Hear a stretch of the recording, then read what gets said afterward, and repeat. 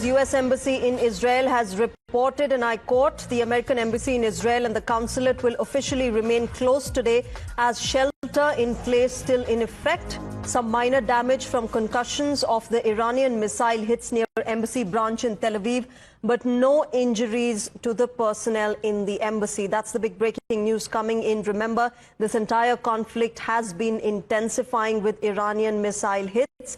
My colleagues Rishabh and Srinjoy are with me on the broadcast. Rishabh, to you first, what more details is the U.S. Embassy giving? Well, what we are given to understand that, the U.S. Embassy in Israel is in Jerusalem, and a small branch of U.S. Embassy, the working branch, one of the working branch is in Tel Aviv. Near Tel Aviv branch of U.S. Embassy, there was a missile hit and an explosion. Concussions of it did hit the boundary of the embassy as well. We cannot confirm, and even U.S. Embassy is not confirming that there was an attack on U.S. installation. It was a barrage of missiles that were targeted at Tel Aviv, and one of those missiles did land near the branch of U.S. Embassy in Tel Aviv. As precaution, and given that the shelter note is in place, the embassy in Jerusalem and all its consulate and branches will remain closed, is what we are given to understand. Right. Srinjoy, if I can understand from you, the fact that this entire conflict has now been deepening, America continues to say that we will not get directly involved yet. You have Prime Minister Netanyahu thanking and confirming American support in this entire attack against Iran. How do you see this moving forward, considering the fact that now Iran is making retaliatory attacks, and that includes the U.S. Embassy as well?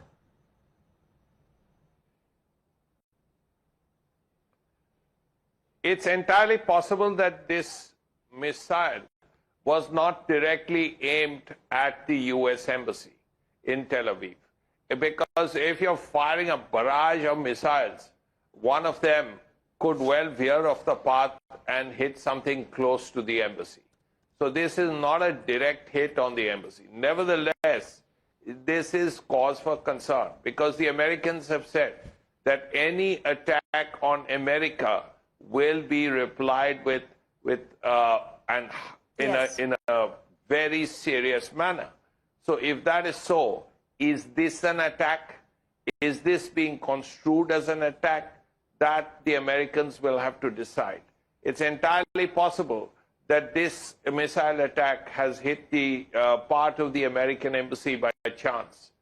But how will America deal with it? That's one.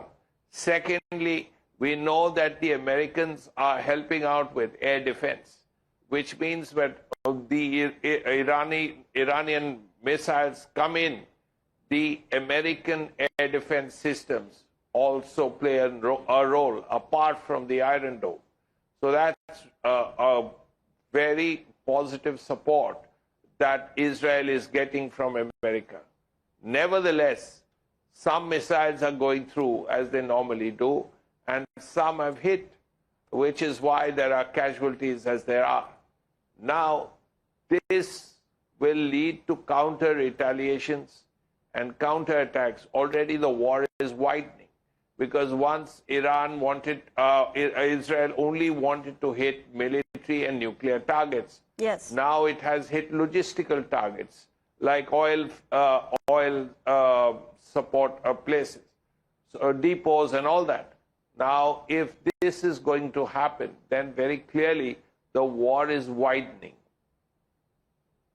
Right, Srinjoy, of course, this is in fact going to be rather long-term conflict that we are seeing. We'll, of course, have to wait and watch how America responds to this entire conflict. But as far as the latest strikes by Iran are concerned, Rishabh, we also had reports of the Haifa oil refinery being struck by Iranian missiles today. What more do you have on these fresh retaliatory strikes on part of Iran? Well, Iran has made it very clear that they're not here to negotiate anymore, and they will hit back on Israel in the same manner that Israel has hit them in past 3 days. And that's the reason that we are seeing attacks in Jerusalem. Explosions have been heard and confirmed in Jerusalem. Explosions have been heard, and multiple explosions have been confirmed confirmed in Tel Aviv. Also, one, as Ashwini Chaudhary was also pointing out, near the U.S. Embassy branch in Tel Aviv, which, because of the barrage of missiles have taken place. One such barrage of missile was also targeted at Haifa, and oil refinery in Haifa, near Haifa port, has also been hit. The blaze could be seen even hours after the attack took place. So, in a very categorical way, what Iran is now doing, Iran is hitting at the infrastructure of Israel as well. They are hitting the government buildings, they are hitting the IDF buildings, they are hitting the oil refineries as well. Sooner or later, Iran's plan is to hit the establishment of Israel as well, and they are trying their best to target these places. And that's the reason that, explosion in Jerusalem is not something which is common. Even in the Gaza-Israel conflict since 13th of October, when the Operation Iron Sword was started by Israel, we haven't heard much about any explosion in Jerusalem. Jerusalem, more or less, has been peaceful till now. But now that there are explosions in Jerusalem also, one thing is clear: Iran is in no mood to limit their retaliation, and now they are hitting anything and everything possible in Israel. Absolutely, and multiple advisories that the United States is putting out for its citizens living in Israel. Ambassador Mike Huckabee, who's the ambassador to Israel from the Trump administration, has now said for any of the 7 lakh Americans living in Israel, check the embassy website for the updates, travel advisories, as well as the embassy operations. So, of course, we'll keep a close track of what exactly has been happening in Israel. Remember, as far as the Americans and the American embassy and the American officials are concerned. Rishabh and Srinjoy, thanks very much